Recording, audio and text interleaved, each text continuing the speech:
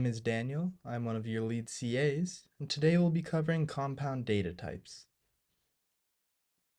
So, for an overview, we'll be covering a few types of compound data types. Firstly, we'll be covering primitive data types such as tuples and arrays. Then we'll cover one of the main collections, namely a vector. Then we'll cover two special enums that we'll discuss in later lectures as well, and some optional reading today listed below. So, for recap, Rust has four primary scalar types: integers, floating points, booleans, and characters. These can all be stored in these compound data types. And again, today we'll talk about the following few. Firstly, tuples. A tuple is a grouping of multiple variables. You can declare a tuple at compile time as shown in the code snippet above. For example, we can declare it with three different values: an int, a float, and a string. And tuple 1 will be cemented having that type annotation. It will infer what type it is from what you've declared it. Or you can manually do the type annotation as listed here. Once you declare a tuple, you cannot change the length like you can with some others data types that we'll talk about later, like a vector. To access values from a tuple, we can use multiple different methods. The first, and maybe the easiest, is to use something called destructuring, where we have a tuple here, tuple 1. It is three different values: 5, 3.0, and chicken. By doing this destructuring below, we can assign three different variables to the three different values in tuple. For example, in this example, 5 will be x, or x will be set to 5, y will be set to 3.0, and z will be set to chicken, all with the correct aligned data types. This only works if you destructure the tuple into the correct number of values. For example, here 3, here 3. A tuple can have any length as long as you declare it first. Or you can directly index a tuple by calling dot and then the index you want to. Tuples are zero indexed, meaning the first element is 0. So 0, 1, 2. Number would be tuple 1.0, which is equal to 5. And then word would be equal to chicken. A unit tuple is a tuple without any length.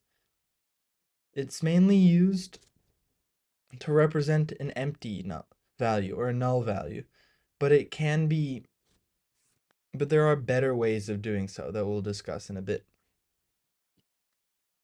An array is a list of values of the same type. Just like tuples, they are constant length, meaning you cannot change the length after you've declared an array. You can declare an array in multiple different ways. For example, you can set an array by listing different values here in brackets, or you can also add a type annotation. Like this, semicolon divides the type from the length of the array. Like for example here, the compiler knows that we need to have 3 characters. So since we have a list or an array like this, it works. Or you can use repetition. So you just set it true, and then with a length of 4, this repeats true 4 times. And then the compiler knows that it will be a Boolean of length 4. To access values in an array, use similar syntax to what you use in other languages like C++. You can use bracket notation to get the 0th or 1st or whatever value, and just like tuples, they are 0 indexed, meaning the first value in the array is index 0 and 1 is the second value. A vector is a type of collection in Rust that is like an array that can be resized. Under the hood, it uses arrays and other tools to manage its own length and be variable sized. just like an array, it must be the same type since it uses arrays in the back end. For example, you can initialize a vector in three main ways. One is that you use the vec new from the Rust standard library.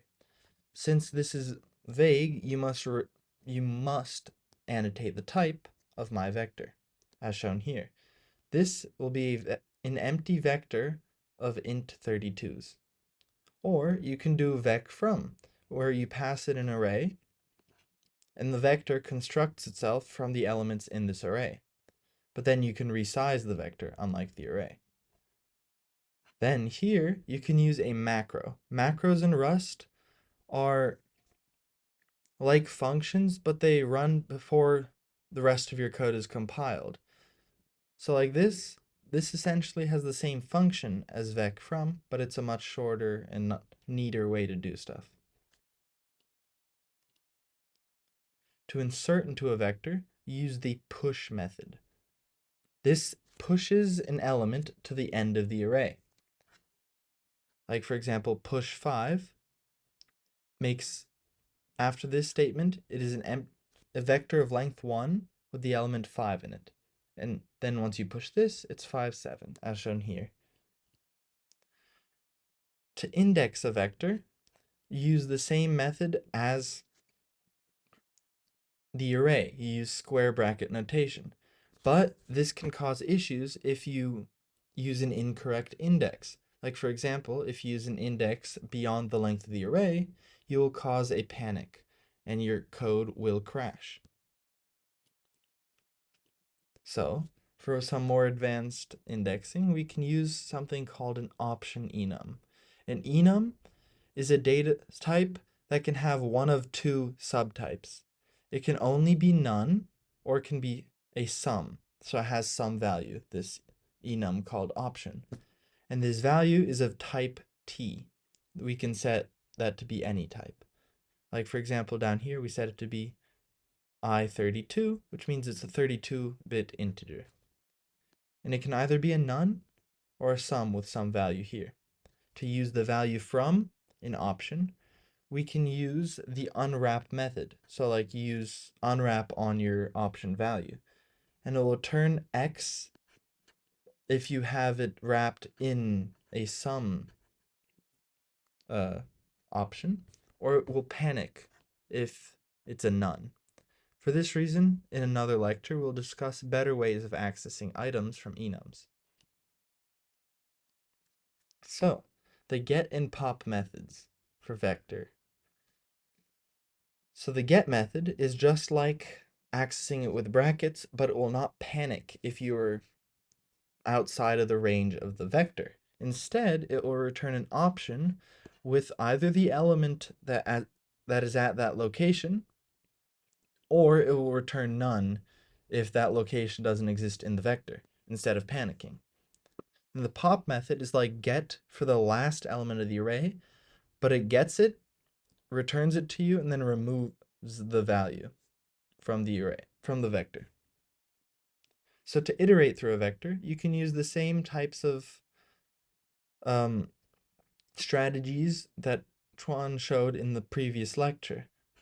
You can either index through a range, here 0 to the length of the vector exclusive, meaning I will stop once it gets to the length of the vector.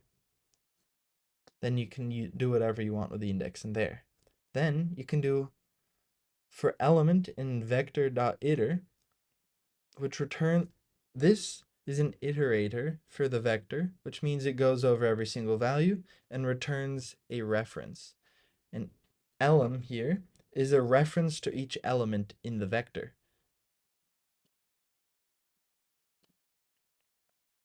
Another enum that you may encounter is the result enum, which either has an OK value or an error value, with the OK value having a wrapped value of the return data type. So like if you want to return 1 from a function, and you want to make sure it has some error handling. So if something bad happens and you can't return 1, you return an error code under this E field. This is the type of error that it returns. Then t here is the type for the return value. So 1, likely an integer. This t would be an I32. Then a successful return of your integer would be okay with the integer wrapped around here. Just like option, we'll discuss better ways of accessing items from enums in later lectures. So as a recap, there are two easy ways to create a vector. You can push and you can get and pop from vectors. You can have options and results, which are enums for error handling, for returning none, for handling none types, and returning errors as values rather than as error codes and panics. Then compound data types, tuples and arrays. Not resizable, but still useful. And some announcements for this week. Homework 1 has been released and it's due on Friday, February 7th at 11:59 p.m. Thank you for listening.